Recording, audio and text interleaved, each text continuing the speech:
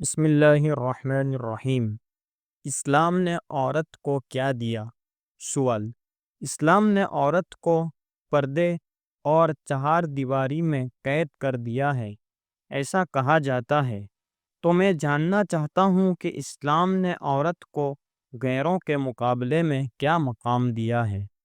جواب: حامدً و مصلیًا و مسلمہ۔ اس پر کافی کتاب اور مضامین قرآن، حدیث اور تاریخ اتہاس کی روشنی میں لکھے گئے ہیں، وہ پڑھنے چاہیے۔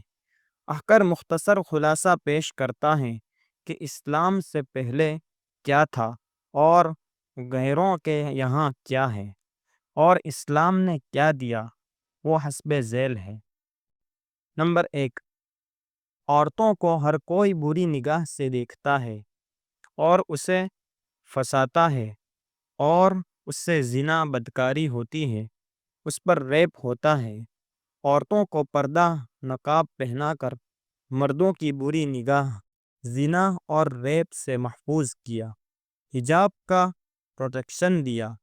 اسی لیے پردے نقاب والی عورت کے ساتھ یہ چیزیں پیش نہیں آتی۔ نمبر 2، عورتوں سے گھر کے اندر اور گھر کے باہر ڈبل کام آزادی کے نام پر لیا جا رہا ہے، اور اس کو ہر میدان میں مردوں کو کھلونا اور ہوس پوری کرنے کا نقد سامان بنا دیا ہے۔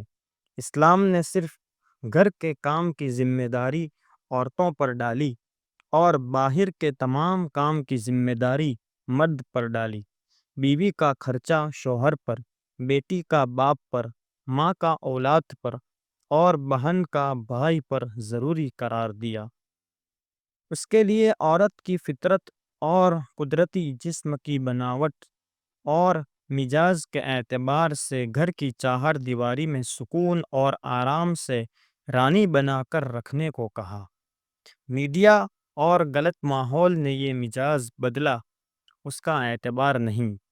باہر کے کام کرنے کا آرڈر مردوں کو دینے کا حق دیا، اور کوئی مرد نہ ہو تو پردے کے ساتھ ضروری کام کے لیے جانے کی اجازت بھی دی۔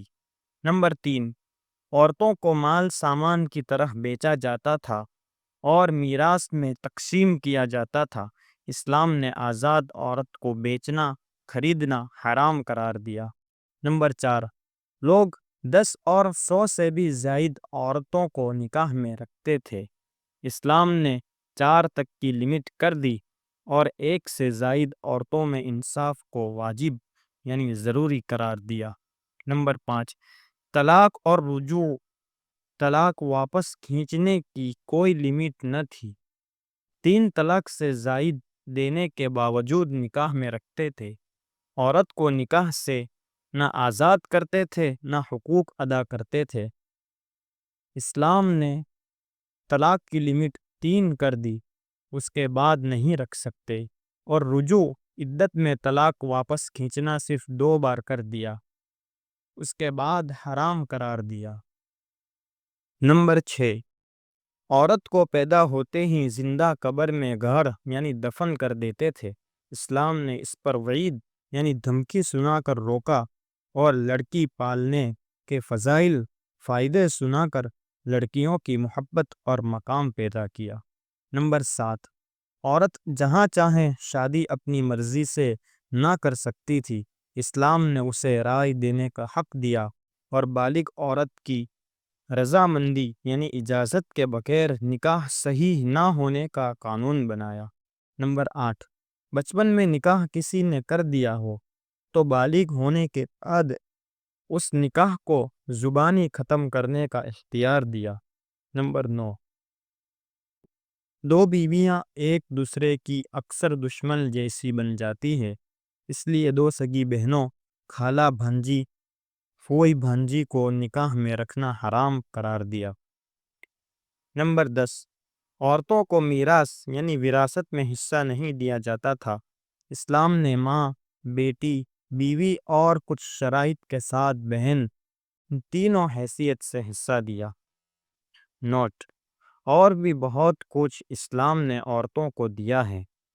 نان مسلم تک یہ میسج پہنچا کر اسلام کی تعلیمات کی تعارف یعنی پہچان کرائیں۔ واللہ اعلم بالصواب۔ اسلام میں عورتوں کا مقام وغیرہ کتابوں سے ماخوذ۔ مفتی عمران اسماعیل میمن حنفی، استاد دارالعلوم رامپورہ سورت، گجرات، انڈیا۔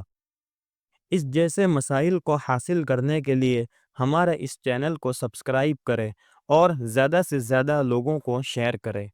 السلام علیکم ورحمۃ اللہ وبرکاتہ۔